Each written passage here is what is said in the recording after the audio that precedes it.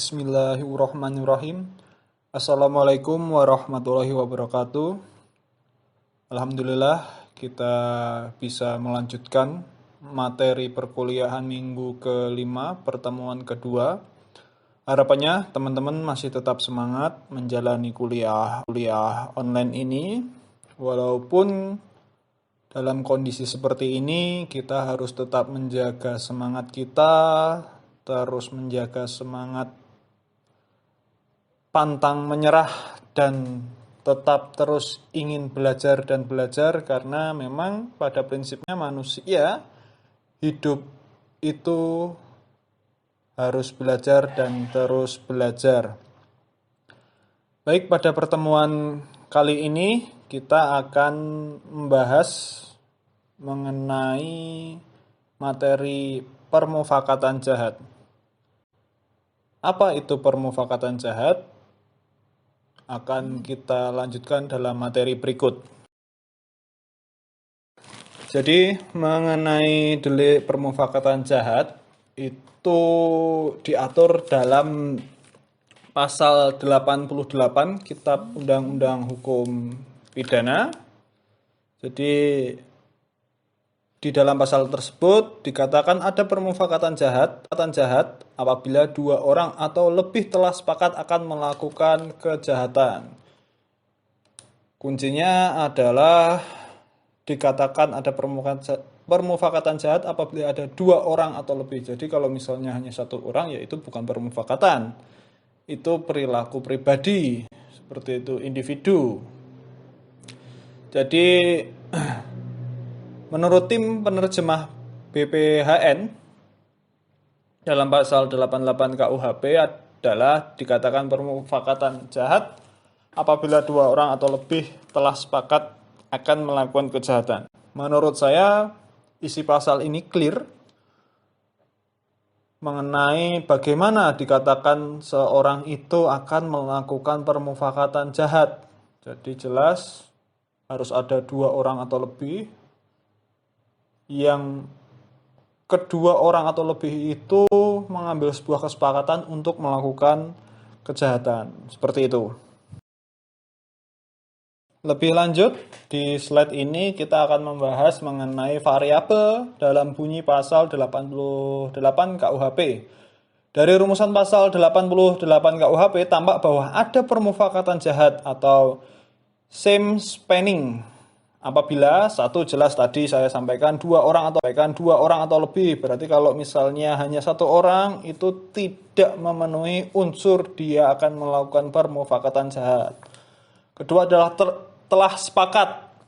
Jadi memang sudah terencana, kedua orang atau lebih itu memang sudah mengambil sebuah keputusan, kesepakatan, oke, kita akan melakukan tindak kejahatan. Misalnya seorang akan melakukan pembunuhan.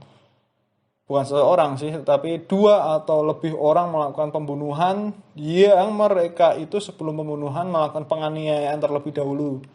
Nah itu kan pasti dilakukan oleh banyak orang, tidak mungkin satu. Seperti itu. Kemudian akan melakukan kejahatan. Jadi poin permufakatan jahat itu deliknya itu baru akan melakukan kejahatan, itu mereka sudah dikatakan permufakatan jahat. Seperti itu. Itu mengenai variabel dalam bunyi pasal 88 KUHP. Selanjutnya, untuk same spanning perlu adanya persetujuan atau overrent comes antara dua orang atau lebih untuk melakukan kejahatan. Sudah barang tentu tidak perlu disyaratkan bahwa persetujuan tersebut diadakan berdasarkan ketentuan atau pengertian dari Begres Bepeling dalam hukum perdata atau pun persetujuan yang sah menurut hukum, karena ini merupakan persetujuan yang tidak halal atau overlove. Seperti itu. Jadi ketika kita berbicara hukum perjanjian atau kesepakatan itu diatur dalam hukum perdata. Tapi mengenai permufakatan jahat tidak masuk kategori itu. Menurut Anwar, perjanjian yang membentuk permufakatan jahat tidaklah tunduk pada perjanjian menurut hukum perdata sesuai dengan pasal 1320 KUH Perdata. Yang saya kira kalian sudah paham isi dari pasal 1320. Apa saja silahkan nanti disampaikan. Sebab perjanjian untuk melakukan kejahatan jelas adalah perjanjian yang tidak sah, yaitu tidak memenuhi syarat sebab isi perjanjian yang halal. Jadi ada ketentuan dalam 1320 itu kan sebuah klausul yang halal, yang tujuannya adalah untuk kebaikan, bukan kejahatan.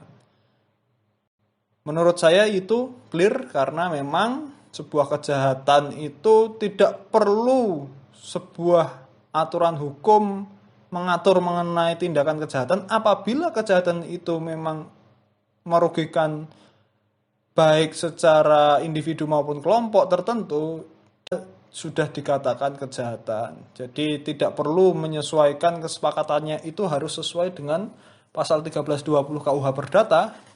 Ketika memang sudah sepakat, ayo kita misalnya akhir-akhir ini atau sebelumnya itu makar dan sebagainya. Itu permufakatan jahat yang pada akhirnya belum dilakukan, tetapi mereka bisa diproses hukum seperti itu. Karena ada nuansa permufakatan jahat untuk menggulingkan pemerintahan yang sah untuk kasus makar. Mengenai ketentuan permufakatan jahat dalam KUHP, jelas peristilahan permufakatan jahat itu ada di beberapa pasal yang terkait. Misal pasal 88 itu jelas memberikan penafsiran otentik tentang istilah same spanning atau permufakatan jahat. 110, 116, 125, 139C, 164, 457 dan 462. Masuk kita pasal 164 berkenaan dengan orang yang mengetahui ada permufakatan jahat, jadi yang bersangkutan sendiri tidak terlibat dalam permufakatan jahat itu. Jadi hanya orang yang mengetahui. Tapi lebih lanjut bagaimana sebenarnya ketentuan 164 kita bahas. Jadi di pasal 164 itu barang siapa mengetahui ada suatu permufakatan untuk melakukan kejahatan berdasarkan pasal-pasal 104, 106, 107, dan 108, 113, 115, 124, 187, atau 187 bis sedang masih ada waktu untuk mencegah kejahatan itu dan dengan sengaja tidak segera memberitahukan tentang hal itu kepada pejabat kehakiman atau kepolisian atau kepada orang yang terancam oleh kejahatan itu dipidana jika kejahatan itu jadi dilakukan dengan pidana penjara paling lama 1 tahun 4 bulan atau pidana denda paling banyak adalah 300 rupiah. Jelas ini 300 rupiah ini nanti pada akhirnya ditambah 03 jadi 300.000 seperti itu. Itu mengenai ketentuan pasal 164. Jadi orang yang mengetahui akan suatu permufakatan jahat tetapi pada akhirnya tidak melapor kepada pihak yang berwenang, padahal ketika itu masih ada waktu untuk menghentikan kejahatan itu, seseorang itu dapat dipidana seperti itu. Selanjutnya pasal 457 dan 462 adalah berkenaan dengan delik yang diawali dengan permufakatan. Jadi kegiatan mereka tidak hanya sampai permufakatan semata-mata, melainkan dilanjutkan dengan perbuatan. Coba kita cross check pasal 457. 457.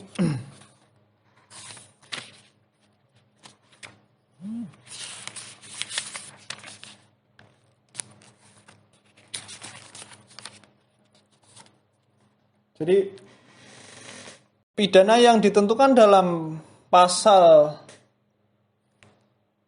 454 dan 455 dapat dilipatkan 2 jika 2 orang atau lebih dengan bersekutu melakukan kejahatan itu atau jika kejahatan dilakukan akibat permufakatan jahat untuk berbuat demikian. Jadi ada beberapa ketentuan yang mengatur mengenai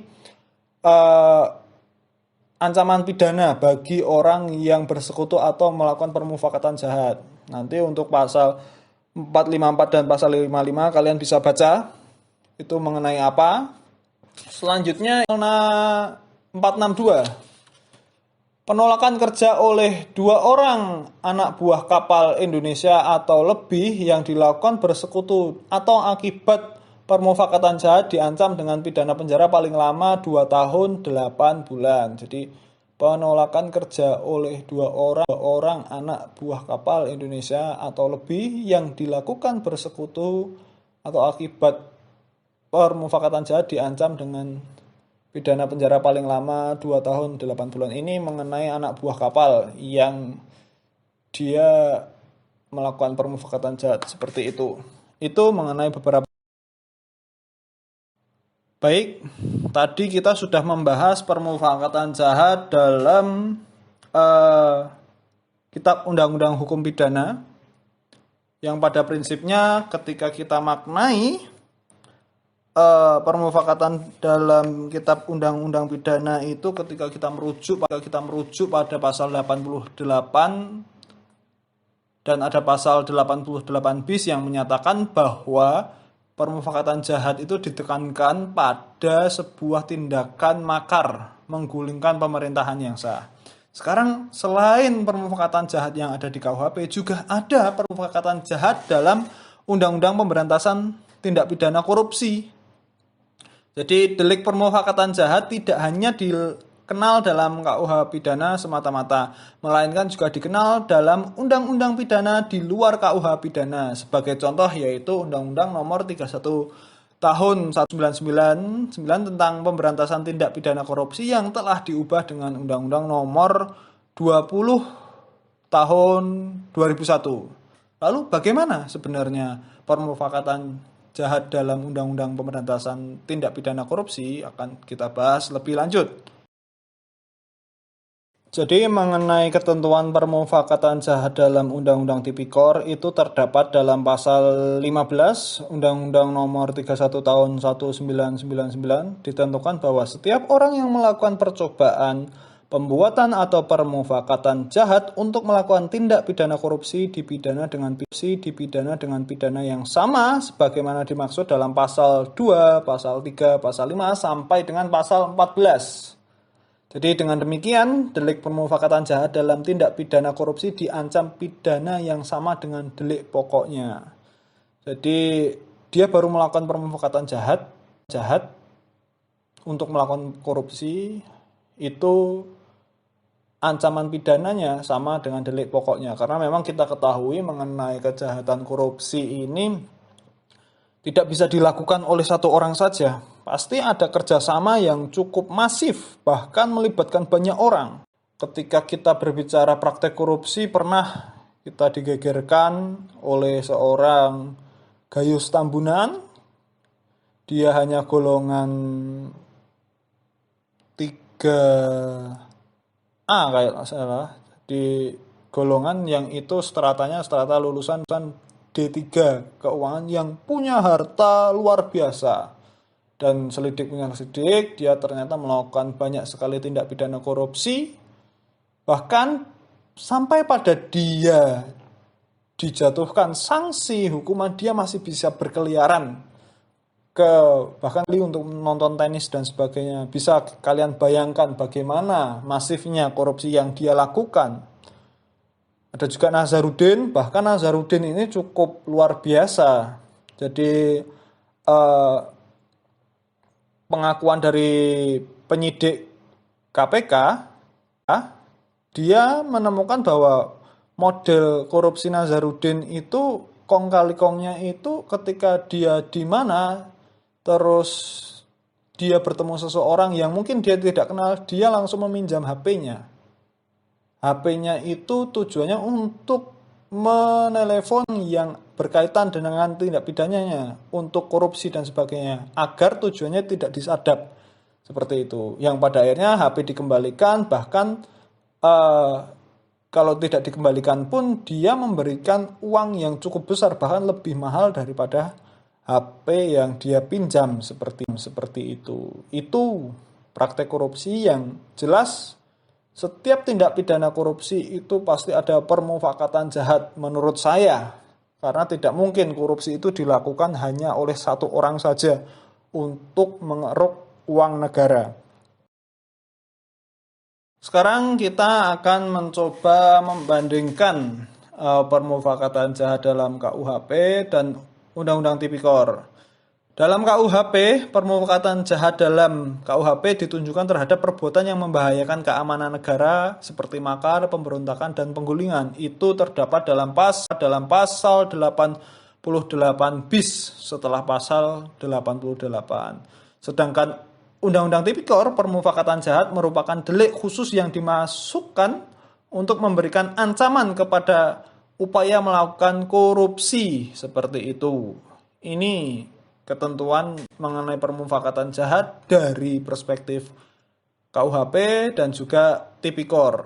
Sebenarnya kalau yang KUHP ini memang sifatnya lebih umum, tapi pada akhirnya awal mula permufakatan jahat ini dicantumkan dalam KUHP itu tujuannya yaitu untuk keamanan negara dari ancaman-ancaman seperti makar, pemberontakan, dan penggulingan pemerintahan yang sah seperti itu.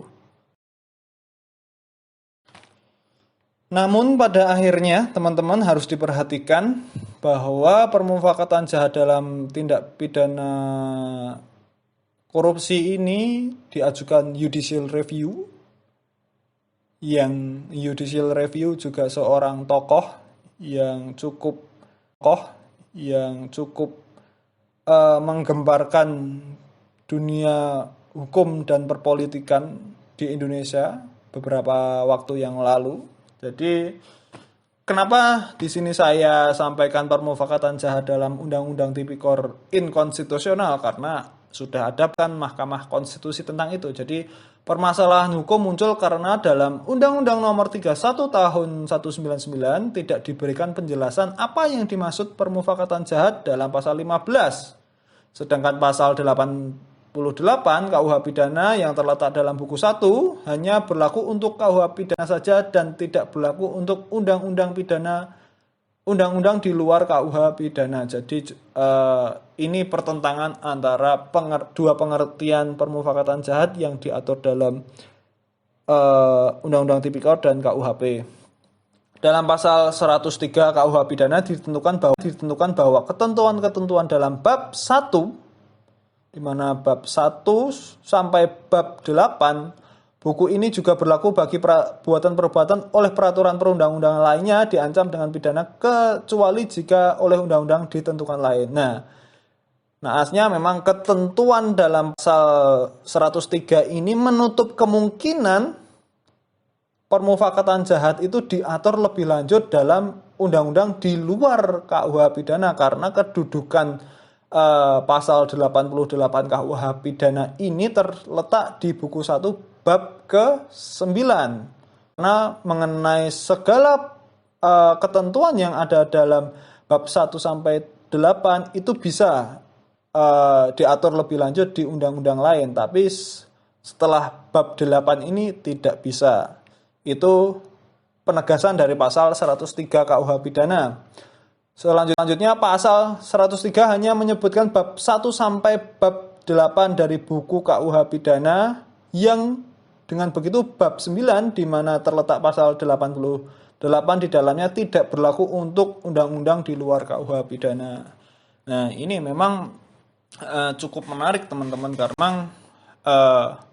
pada prinsipnya kita mengenal beberapa asas hukum yang berlaku di Indonesia seperti lex specialis, legi derogat generali, jadi hukum yang lebih khusus mengalahkan hukum yang lebih umum, akhirnya termentahkan oleh pasal 103 karena pasal 103 itu memberikan peluang perbuatan-perbuatan yang diatur dalam bab 1 sampai 8 itu diatur lagi lebih rinci dalam undang-undang berikutnya, tapi untuk permufakatan jahat itu tidak bisa. Itu pokok permasalahan dari mengapa Undang-Undang Tipikor itu inkonstitusional menurut Mahkamah. Selanjutnya terus bagaimana permufakatan jahat dalam Undang-Undang Tipikor pasca putusan Mahkamah Konstitusi. Jadi Mahkamah Konstitusi memberikan pertimbangan bahwa semua ketentuan dalam pasal 3, pasal 2, pasal 3, pasal 5 sampai dengan pasal 14, 3 pasal 5 sampai dengan pasal 14 Undang-Undang Tipikor dalam merupakan tindak pidana kualitatif yang memerlukan kualitas seseorang baik sebagai pegawai negeri atau pejabat negara untuk memenuhi unsur-unsur delik. Ini berkaitan nanti dengan pasal 15-nya. Untuk itu, Mahkamah Konstitusi berpendapat bahwa pasal 15 junto pasal 12 huruf E Undang-Undang 31199 junto Undang-Undang 20 2001 hanya dapat diterapkan terhadap kesepakatan antara dua orang atau lebih memiliki kualitas khusus sebagai pegawai negeri atau pejabat negara sebagaimana dimaksud pasal 1 angka 1 dan pasal 1 angka 2. Nah, ini menjadi menarik teman-teman ketika memang berbicara korupsi, permufakatan jahat itu oleh MK untuk pasal 15 ini itu harus memenuhi sebuah tindak pidana yang sifatnya adalah kualitatif. Jadi kualitas seseorang untuk melakukan permufakatan jahat itu harus sama, baik antara pegawai negeri atau pejabat negara, tidak boleh di luar itu. Nah, ini menjadi persoalan dulu ketika kasusnya Setia Novanto. Setia Novanto itu terbukti saat itu melakukan melalui rekaman Sudirman Said saat itu ya. Sudirman Said bahwa ada permufakatan jahat antara Setia Novanto dengan pihak Freeport Indonesia, itu melakukan kong kali kong lah seperti itu, yang pada akhirnya Setia Novanto itu dijerat, dia melakukan tindak pidana korupsi yang salah satu pasalnya adalah pasal 15 ini. Tapi kemudian oleh pihak Setia Novanto itu diajukan judicial review, akhirnya memunculkan ketentuan atau putusan MK seperti ini, yang pada akhirnya untuk permufakatan jahat yang dilakukan Setia Novanto dengan pihak Freeport itu batal karena memang kualitas antara Setia Novanto sebagai pejabat negara saat itu dengan petinggi Freeport saat itu kualitasnya tidak sama. Seperti itu. Ini menjadi menarik karena memang berbicara korupsi itu bukan semata-mata hanya untuk menguntungkan pegawai negeri atau pejabat negara saja, tapi pasti ada banyak pihak yang itu akan menerima keuntungan dari tindak pidana korupsi itu. Bahkan seringkali memang saat ini kondisinya penguasa itu pasti seringkali berkaitan dengan pengusaha seperti itu. Pengusaha punya uang, penguasa punya hasrat untuk berkuasa, yang kemudian pada akhirnya kedua unsur ini bersatu untuk menindas rakyat yang ada di bawah seperti itu. Mungkin kalian ingat dulu pernah saya gambarkan trilogi kekuasaan di Indonesia saat ini seperti itu. Baik, selanjutnya kita coba cermati putusan MK nomor 21 garis miring PUU strip X IV garis miring 2016. Jadi frasa permufakatan jahat dalam pasal 15 Undang-Undang 31 199 junto Undang-Undang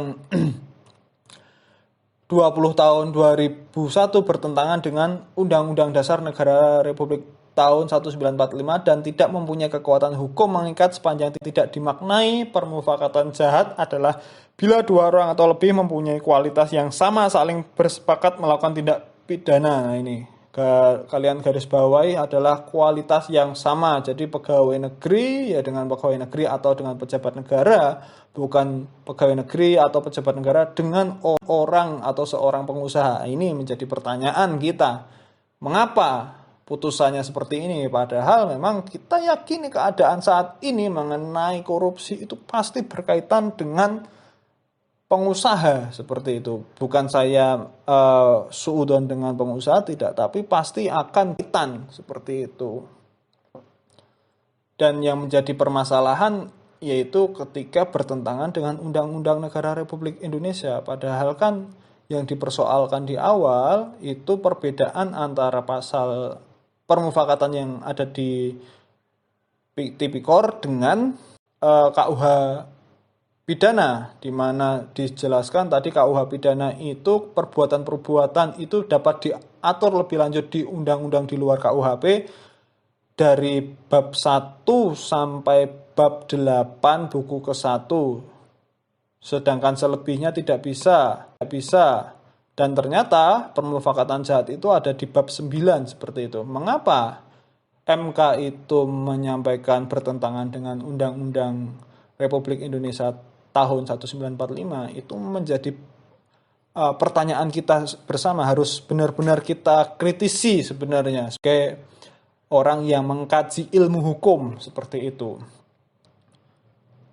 Dalam putusan ini, Mahkamah Konstitusi telah menambahkan kata mempunyai kualitas yang sama saling bersepakat melakukan tindak pidana, yaitu kualitas khusus sebagai pegawai negeri atau pejabat negara sebagaimana dimaksud Pasal 1 angka 1 dan Pasal 1 angka 2 Undang-Undang Nomor 31 Tahun 1999 sebagaimana telah diubah dengan Undang-Undang Nomor 20 Tahun 2001.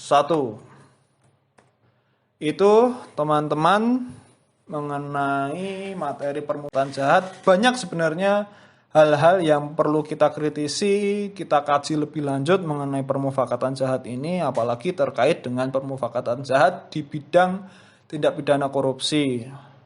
Harapannya kalian tetap bisa mencari referensi, menggali informasi terkait materi agar memperkaya ilmu pengetahuan teman-teman di bidang ilmu hukum khususnya. Itu saja yang dapat saya sampaikan dalam video pembelajaran kali ini. Harapannya kita melanjutkan dalam sesi tanya jawab. Seperti itu. Itu saja dari saya, kurang lebihnya saya mohon maaf. Wabillahi taufiq wal hidayah. Wassalamualaikum warahmatullahi wabarakatuh.